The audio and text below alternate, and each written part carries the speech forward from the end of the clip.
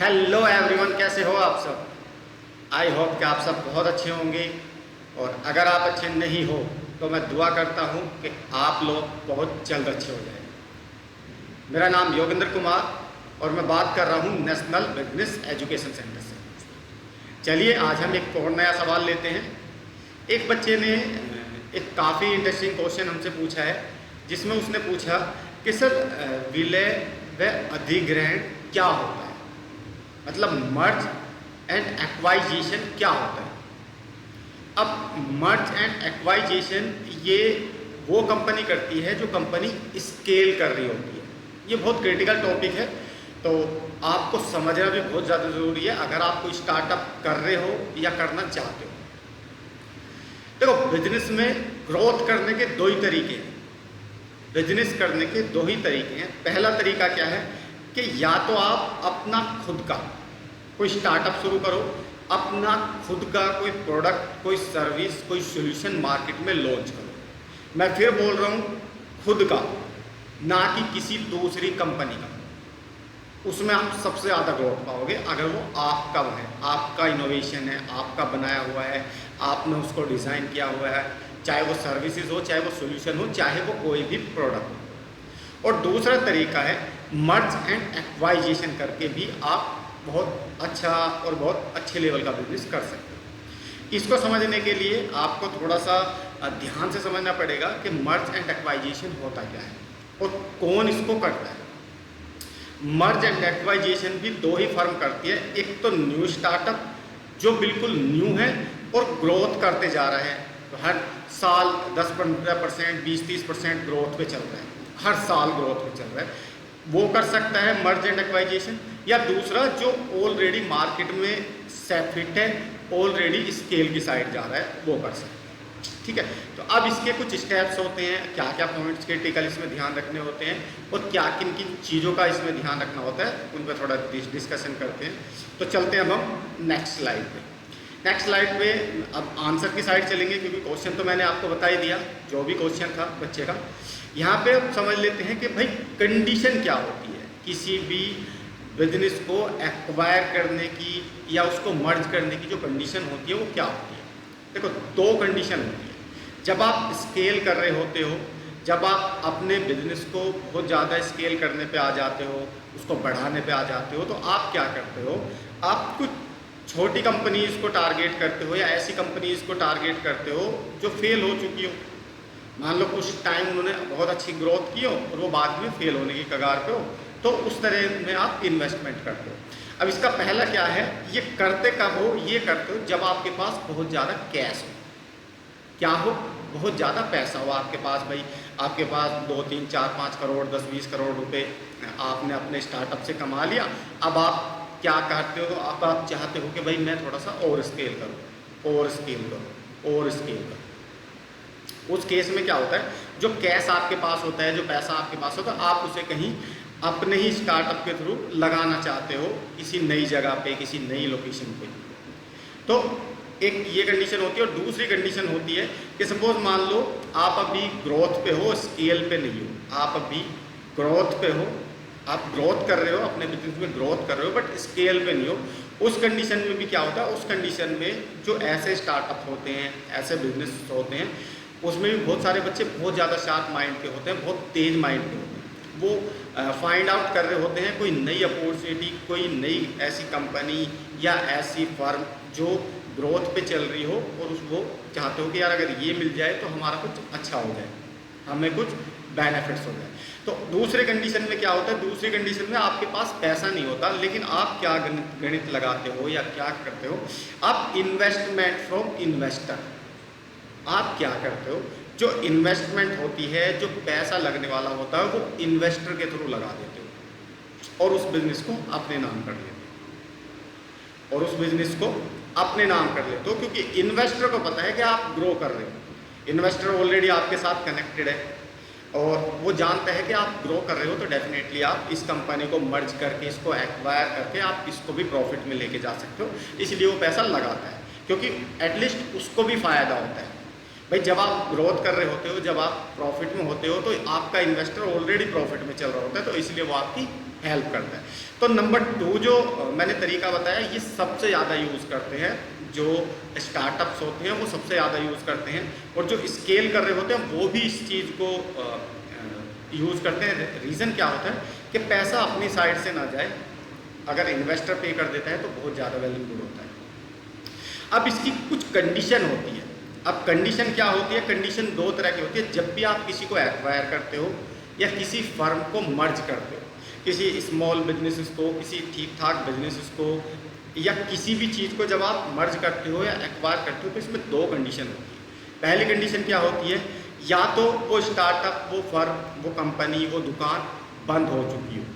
बंद मतलब कि भाई कुछ टाइम वो बहुत अच्छी चली, लेकिन अब क्या है कि भैया प्रॉफिट तो बहुत दूर की बात, लॉस में जा रही है, हर महीने लॉस में जा रही है, हर महीने लॉस में जा रही है। तो उस कंडीशन में वो जो मालिक होता है, जब वो वहाँ से रिजल्ट नहीं निकाल पाता, तो वो सेल आउट करने की प्लानिंग करता है कि यार इसको सेल करके मैं कुछ और काम शुरू करता हूँ। एटलीस्ट ज़्यादा गड्ढे में जाने से अच्छा है कि इसको सेल करके थोड़ा सा कोलेटरल्स आएगा, थोड़ा सा पैसा आएगा, थोड़ा सा कैश आएगा, और मैं कोई छोटा सा काम शुरू कर लूँगा। तो उस कंडीशन में होता है।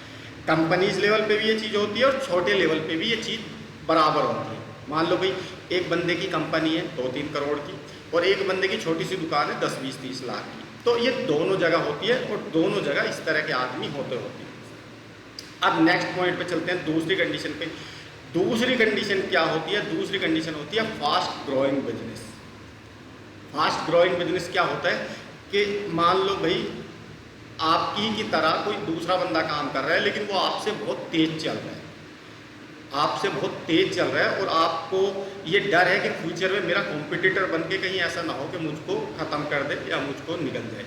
तो उस केस में आप क्या करते हो? उस केस में भी आप चाहते हो कि या तो इसको मैं एक्वायर कर लूँ, इसको मर्ज कर लूँ, इससे बातचीत करके शाम दाम दंड भेद जो भी इसको देना हो, जितना पैसा देना हो उसको दे के इसको अपने में मर्ज कर लूँ, ताकि फ्यूचर में ये टेंशन ना हो। तो दूसरी कंडीशन ये होती है। अब पहले वाले में क्या होता है? पहले वाले में आपके पास 2 ऑप्शन होते हैं। पहला ऑप्शन क्या होता है? या तो आप शेयर होल्डर बना के उसको बोलो कि भाई ठीक है, तुम्हारा बिजनेस फेल हो गया, अब मैं आपका ये पूरा का सेटअप परचेज कर रहा हूँ आपसे, और इसमें मैं आपको 2% या 5% के शेयर दे रहा हूँ। एक तो तरीका ये होता है। उस केस में आदमी देख देगा कि चलो यार मुझको कुछ मिल रहा है। या अगर आप उसको मालिक को रखना ही नहीं चाहते, आप चाहते ही नहीं कि यार ये बंदा चाहिए ही नहीं मुझको, तो उस केस में आप पूरा का पूरा पैसा उसको देते हो, जो भी उसका सामान होता है, जो भी चीज़ें होती है, और फाइनली अपने नाम पे उस फर्म को रजिस्टर्ड करा लेते हो, ठीक है, और नए तरीके से उसको चलाते हो। अब दूसरे वाले केसेस में क्या होता है? दूसरे वाले केसेस में क्या होता है? इसमें भी 2 ही ऑप्शन होते हैं। या तो आप कोई भी तरीका अपना के इस जो ज़्यादा ग्रोथ के साथ चल रही है, जो फास्ट ग्रोइंग बिजनेसेस है और आपके कंपटीशन में भी है, या तो आप भाई सिंपल सी बात है, आप जो तरीका अपनाना चाहो उस तरीके से उसको एक्वायर कर सकते हो। या फिर दूसरा तरीका जो होता है वो होता है कि आप इससे तेज ग्रो करना शुरू करो। जी हाँ, तेज ग्रो करना, आपको इससे ज़्यादा एफर्ट, इससे ज़्यादा इनोवेट होना पड़ेगा, इससे ज़्यादा डिज़ाइन थिंकिंग रखनी पड़ेगी, इससे ज़्यादा कुछ ऐसा कंपटीशन बैरियर लेके आना पड़ेगा, कोई ऐसा प्रोडक्ट, कोई ऐसा सोल्यूशन कि ये बंदा अपने आप पीछे हो जाए।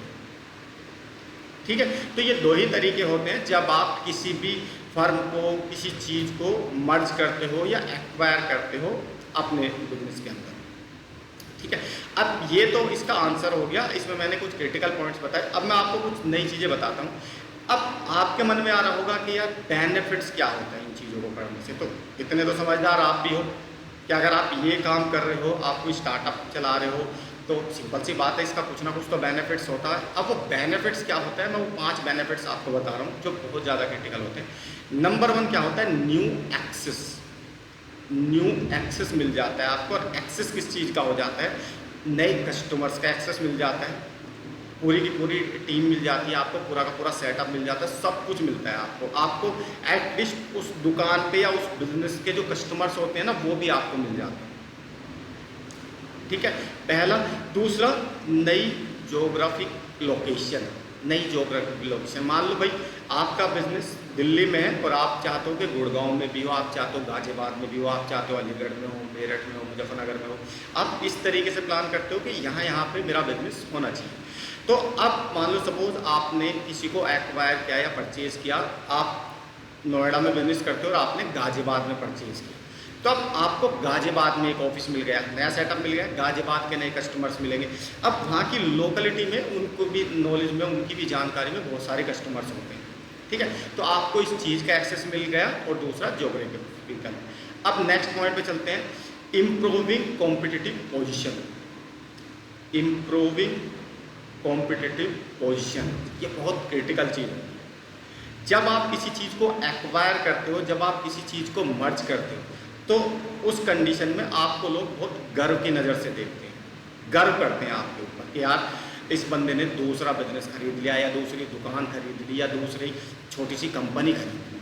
मतलब उनको पता लगता है कि आप ग्रोइंग हो, आप स्केल पे जा रहे हो, आप बढ़ रहे हो, दिन रात तरक्की कर रहे हो। तो यहाँ पे जो कॉम्पिटिटिव पोजीशन होती है वो आपकी बेस्ट होती जाती है, आपकी बढ़ती जाती है। वो बढ़ती इसलिए है क्योंकि लोगों की नज़र में जो है ना, आपका जो रुतबा होता है वो बढ़ता चला जाता है जब आप इस तरीके से ग्रो करते हो। अब उसमें छोटा मोटे आदमी या भाई जो आपसे छोटे हैं वो तो एटलीस्ट आपसे पंगा नहीं लेंगे, बट जो बड़े वाले होते हैं उन्हें भी डर होता है कि कहीं ना कहीं अगर ये इसी स्पीड से बढ़ते रहे तो ऐसा ना हो कि हमसे भी आगे निकल जाए। तो आपकी जो कॉम्पिटिटिव पोजीशन है ना वो बेस्ट हो जाती है, बहुत ज़बरदस्त हो जाती है। नंबर 2 बेनिफिट्स आपको ये होता है। नंबर 3 बेनिफिट्स होता है प्रोडक्ट पोर्टफोलियो एक्सपेंशन। मतलब अगर आपका प्रोडक्ट, पहले 10 प्रोडक्ट के साथ आप बिजनेस कर रहे हो, अब नेक्स्ट मार्केट में जब आप गए, नए कस्टमर्स में आप गए, तो हो सकता है आपका पोर्टफोलियो भी बढ़ जाए। आपका प्रोडक्ट का पोर्टफोलियो 10 था, अब 20 हो गया, तो आपकी जो रेंज थी, जो कस्टमर्स की रेंज थी, वो भी बढ़ चुकी है। तो आपका प्रोडक्ट पोर्टफोलियो बढ़ जाता है, ठीक है। और अब नेक्स्ट चलते हैं, इंक्रीज इन डिस्ट्रीब्यूशन।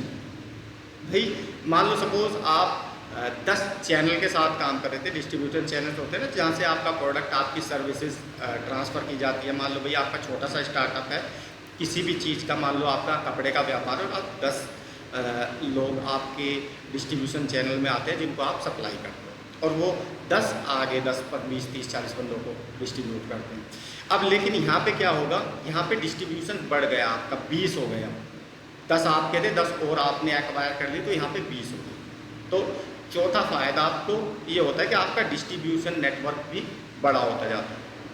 अब 5वां सबसे इम्पोर्टेंट पॉइंट क्या आता है, better financial position. Better financial position, आपकी जो फाइनेंशियल पोजीशन होती है ना, जो पैसे से रिलेटेड जो पोजीशन होती है वो बहुत बेहतर हो जाती है। एटलीस्ट जब आप किसी को मर्ज करते हो, जब किसी छोटे मोटे बिजनेस को या छोटी दुकान को या छोटे स्टार्टअप को जब मर्ज करते हो अपने अंदर, तो जो क्रेडिट कैपेसिटी होती है ना, क्रेडिट की कैपेसिटी वो आपकी बढ़ जाती है। लोग आपके पीछे पैसा लेके घूम सकते हैं उस टाइम, क्योंकि आपके दिन बहुत अच्छे चल रहे हैं, आप ग्रोइंग मैन है, आप ग्रोथ करने वाले बंदे हो, ग्रोथ माइंडसेट के बंदे हो, ग्रोथ करते जा रहे हो, तो आपकी जो क्रेडिट कैपेसिटी है वो बढ़ जाती है। अब वो क्रेडिट कैपेसिटी का मतलब ये है कि भाई अगर आप बैंक से, आपको लोन की ज़रूरत है ना, तो वो पहले ही लेके खड़ा होगा, ऑफ़र दे के रखेगा आपको। आपके नेट बैंकिंग पे ऑलरेडी बहुत सारे ऑफ़र भी आते होंगे जिनके छोटे स्टार्टअप हैं। क्यों देते हैं? क्योंकि आपने नया बिजनेस एक्वायर कर लिया अपने दम पे, अभी किसी से कोई कोलेटरल, आपने कोई लोन नहीं लिया, कुछ नहीं लिया, तो उनको पता है भाई ग्रोइंग इंडस्ट्री है इसकी और स्केल पे है बिजनेस, तो स्केल कर रहे हैं और अपने दम पे कर रहे हैं, अभी इनको किसी चीज़ की जरूरत नहीं, बट हम पैसा लेके रेडी है अगर आपको चाहिए तो। हम पैसा लेके रेडी है अगर आपको चाहिए तो। हम आपको 10,000 देंगे, 10 लाख देंगे, 10 करोड़ देंगे, उसी हिसाब से होता है जिस हिसाब से बिजनेस होता है। मान लो भाई आपका छोटा सा बिजनेस है तो आपको हो सकता है 5 लाख 10 लाख बैंक दे दें आपका सिविल स्कोर देके, अगर आप रिटर्न फाइल करते हैं। और अगर आपका करोड़ 2 करोड़ का बिजनेस है तो वो 30-40 करोड़ रुपए आपको दे दे। आपकी ये जो बढ़ती है ना क्रेडिट कैपेसिटी जो बढ़ती है, ये बेटर होती जाती है जब आप एक्वायर और मर्ज करने वाली स्टेज पे आते हैं। तो ये तो होते हैं बेनिफिट्स, ठीक है, जब भी आप किसी फर्म को मर्ज करते हो या उसको एक्वायर करते हो। अब नेक्स्ट चलते हैं। अब इसमें स्टेप्स कौन कौन से लेने होते हैं। अब सबसे बड़ी बात है, अगर आप किसी को मर्ज कर रहे हो या किसी को एक्वायर कर रहे हो, किसी भी छोटी बिजनेस को, दुकान को, किसी स्टार्टअप को, जब आप अपने स्टार्टअप, अपने बिजनेस के अंदर मर्ज कर रहे होते हो, तो इसके कुछ स्टेप भी होते हैं, कुछ क्रिटिकल स्टेप होते हैं जिनको आपको बहुत ज़्यादा ध्यान में रखना चाहिए। अब वो 5 स्टेप कौन कौन से हैं, मैं वो आपको बता रहा हूँ। पहला स्टेप आ जाता है डिटरमाइन ग्रोथ मार्केट्स। आपको क्या करना है, आपको जो ग्रोथ मार्केट्स होती है ना, सबसे पहले वो सुनिश्चित करनी है अपनी सर्विस और प्रोडक्ट लाइन्स। इसमें ग्रोथ किसके आधार पे, जो सर्विसेज और जो आपके प्रोडक्ट्स की लाइन है उसके आधार पर आपको ये डिटरमाइन करना है कि जो ग्रोथ मार्केट्स हैं मेरी बिजनेस, जहाँ पे सबसे ज़्यादा ग्रोथ हो रहा है, उस मार्केट को आपको ध्यान में रखना है, और क्या प्रोडक्ट वहाँ पे ज़्यादा चलने वाला है, क्या सर्विसेज ज़्यादा चलने वाली है, उस पर आपको फोकस करना है। अगर वहाँ पे आपको लगता है कि यार मेरा ये प्रोडक्ट, ये सर्विसेज इस आइडल मार्केट में या इस मार्केट में बहुत अच्छी चलेगी, तो डेफिनेटली आप उसको एक्वायर कर सकते हो, मर्ज कर सकते हो। नेक्स्ट चलते हैं, identify companies that are present in this market. आपको ये भी आइडेंटिफाई करना है कि जिस मार्केट का मैं बिजनेस को एक्वायर कर रहा हूँ, जिस बिजनेस सेगमेंट को, जिस बिजनेस आइडल मार्केट को मैंने एक्वायर किया है या मैं उसको मर्ज करने जा रहा हूँ, तो उसके जैसी और कितनी कंपनियाँ नियर बाई या आसपास हैं। एक एग्जांपल के साथ आपको समझा, मान लो सपोज आप एक टायर बनाने वाली कंपनी है, ठीक है, आप एक बाइक का टायर बनाते हो और आपने जो नेक्स्ट कंपनी मर्ज की वो टायर बनाने वाली थी, ठीक है, टायर बनाने वाली आपने कंपनी अपने अंदर मर्ज कर ली दूसरी। अब आपको क्या सुनिश्चित करना है, आपको सिर्फ ऐसी ही कंपनी को टारगेट करना है, एक तो वो जो टायर को परचेज करती हो जिससे आपका बिजनेस बढ़े, और दूसरी वो जो टायर बनाती हो, ठीक है।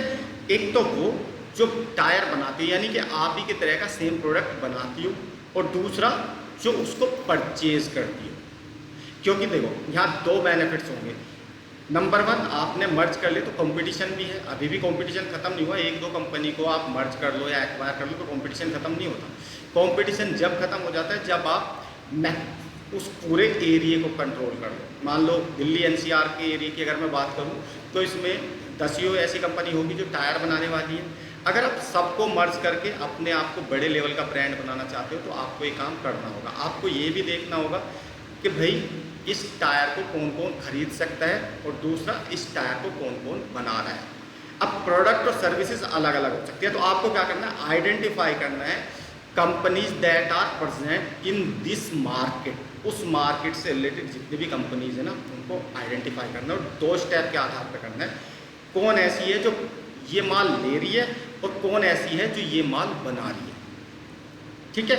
अब नेक्स्ट चलते हैं तीसरे पॉइंट पे, summary of design financial fit. Summary of design financial fit कि भाई आपको एक ऐसी समरी भी डिज़ाइन करनी है, एक ऐसी भी फॉर्मेट या फ्रेमवर्क डिज़ाइन करना है जिससे आप फाइनेंशियली फिट जान पाओ कि यार ऐसा तो नहीं है कि भाई मैं फाइनेंशियली फिट नहीं है, मान लो मैं इसको परचेज़ करके नुकसान में ना चला जाऊँ, कुछ इस तरह का है ना। बहुत सारी चीज़ें होती है जो आपको देखनी होती है, और ये सारी चीज़ें आप किसी CA फर्म एजेंसी होती है ना उनके थ्रू कर सकते हो।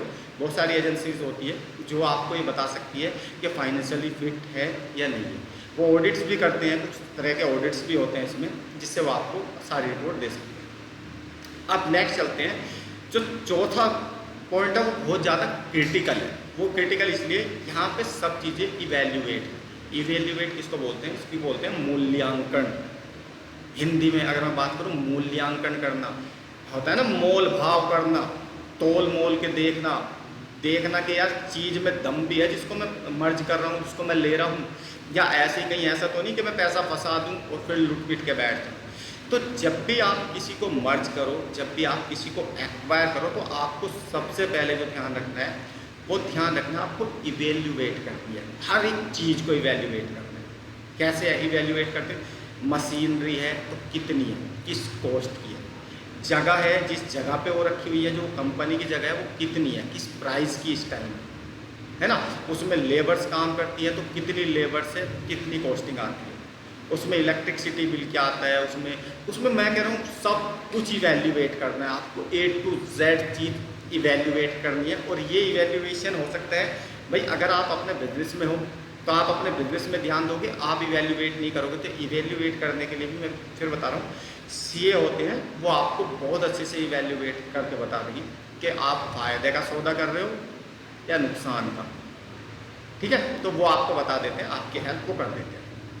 अब चलते हैं 5वें क्रिटिकल पॉइंट पे, इवेल्यूएशन के बाद क्या चीज़ आती है। इवेल्यूएशन के बाद मान लो भाई आपने सब कुछ चेक कर लिया कि यार इस प्राइस में ख़रीदेंगे, इससे ज़्यादा की कीमत की ये कंपनी नहीं है, तो एटलीस्ट हम इस प्राइस पे इसको ख़रीदेंगे, इससे ज़्यादा हम पैसे नहीं देना चाहते। अब ये बात तो यहाँ तक आके ख़त्म हो गई, 4 पॉइंट आपने समझ लिए। अब जो 5वां पॉइंट है वो और भी ज़्यादा क्रिटिकल है। वो इसलिए क्रिटिकल है कि जो बंदा आपको चीज़ें सेल कर रहा है, जो बेच रहा है, वो हो सकता है कुछ चीज़ें आपसे छुपाए। भाई मान लो कोई स्टार्टअप है, कोई बिजनेस है या कोई छोटी मोटी दुकान का मालिक है, वो जो चीज़ बेच रहा है हो सकता है वो कुछ चीज़ें आपसे छुपाए, कुछ चीज़ें आपको ना बताए। अब वो क्या क्या चीज़ होती है, मान लो इसको मैं एक तरीके से बता देता हूँ। जैसे मान लो सपोज एक छोटी सी आपने कंपनी खरीदी जिसमें 50 बंदे काम करते हैं और कंपनी के मालिक को ये पता है कि इनमें से मुझे कुछ नहीं पता कि कौन कब भाग जाए, कौन सी मशीन खड़ी हो जाए, किसने छोटी सी यूनियन बनाई हुई है कंपनी के अंदर के 1 सेकंड में सारा धंधा चौपट। अब ये बात मालिक को थोड़ी पता होती है, उसने तो अपने अच्छे के लिए ली, लेकिन अगर कहीं यूनिटी हुई, कहीं यूनियन बन गई और उसका काम 20-30 दिन बंद हो गया तो उसको तो नई टेंशन मिल गई। तो आपको टेंशन परचेज नहीं करनी, आपको टेंशन लेनी नहीं। तो आपको ये बहुत अच्छे से समझना है। अब इसको कैसे समझेंगे, थोड़ा सा इसको आपको परफॉर्म ड्यू डिलीजेंस को समझना है। परफॉर्म ड्यू डिलीजेंस क्या होती है, ये इसी आधार पे काम करती है। और ये एक एजेंसीज होती है, प्राइवेट एजेंसीज होती है, इसमें CA होते हैं और वो आपको इस अंदर की चीज़ों का जो अंदरूनी चिट्ठा होता है ना, काला चिट्ठा होता है, वो सारा निकाल के ले आती है। जैसे जब आप रजिस्ट्री कराने जाते हो, रजिस्ट्री पे आप 500 रुपये पटवारी को दो, वो पूरा चिट्ठा बता देगा भाई ये ज़मीन किसकी है, कितना लोन है, कहीं गलत जगह पे तो नहीं है, कब्जाई हुई तो नहीं है, किस तरह का लोन तो नहीं है, सही भी जगह है ना, डूब क्षेत्र तो नहीं है, वो सब बता देगा आपको खुल के, ले लो या ना लो। तो यहाँ पे जब भी आप किसी बिजनेस को एक्वायर करने जाते हो या किसी छोटे स्टार्टअप को एक्वायर करने जाते हो या किसी एटलीस्ट दुकान को या किसी भी चीज़ को जब आप मर्ज करते हो या एक्वायर करते हो, तो जो अंदरूनी चीज़ें होती है उसका पता लगाना भी आपको बहुत ज़्यादा ज़रूरी है। उसको बोलते हैं परफॉर्म ड्यू डिलीजेंस, ठीक है। तो ये 5 स्टेप्स मैंने आपको बताए। जब भी आप किसी को मर्ज करने जाते हो, एक्वायर करने जा रहे हो, तो आपको इन 5 स्टेप्स का ध्यान रखना है बहुत अच्छे से। अब बात करते हैं, अगर आपका कोई क्वेश्चन है, अगर आपका बिजनेस से रिलेटेड कोई सवाल है, तो आप मेरे कमेंट्स बॉक्स में ज़रूर लिखें और मैं आपका आंसर दूंगा, क्योंकि यहाँ पे क्वेश्चन आंसर सेशन चल रहे हैं और बिजनेस से रिलेटेड चल रहे हैं। अगर आप कोई भी बिजनेस करते हो, किसी भी तरह का आपका बिजनेस है, तो आप मेरे से सवाल पूछ सकते हो और मैं आपके सवाल का जवाब दूंगा बहुत जल्दी और बहुत अच्छे से समझाने की कोशिश करूँगा आपको कि आपकी जो भी प्रॉब्लम चल रही हो वो अच्छे से आपको समझ में आ जाए और आपको एक नया अच्छा सोल्यूशन मिल सके। तो आज के लिए इतना ही। Thank you very much. I hope कि मेरे बच्चे ने जिसने भी ये क्वेश्चन पूछा था उसको आंसर मिल गया होगा। और अब अगर मान लो आपको भी मेरे से कोई क्वेश्चन पूछना है तो आप डेफिनेटली कमेंट बॉक्स में लिख सकते हो, अपना क्वेश्चन लिख सकते हो और मुझको कमेंट बॉक्स में बता सकते हो। अगर मेरी वीडियो आपको अच्छी लगी हो तो please like, share and subscribe जरूर कर देना और मिलते हैं हम अपनी नेक्स्ट क्वेश्चन आंसर सेशन में। देखते हैं नेक्स्ट क्वेश्चन क्या होने वाला है। तो इसके साथ बने रहिए मेरे साथ। Thank you sir. Like, share, subscribe करना मत भूलना मेरे भाइयों, मत। तो थैंक यू सो मच।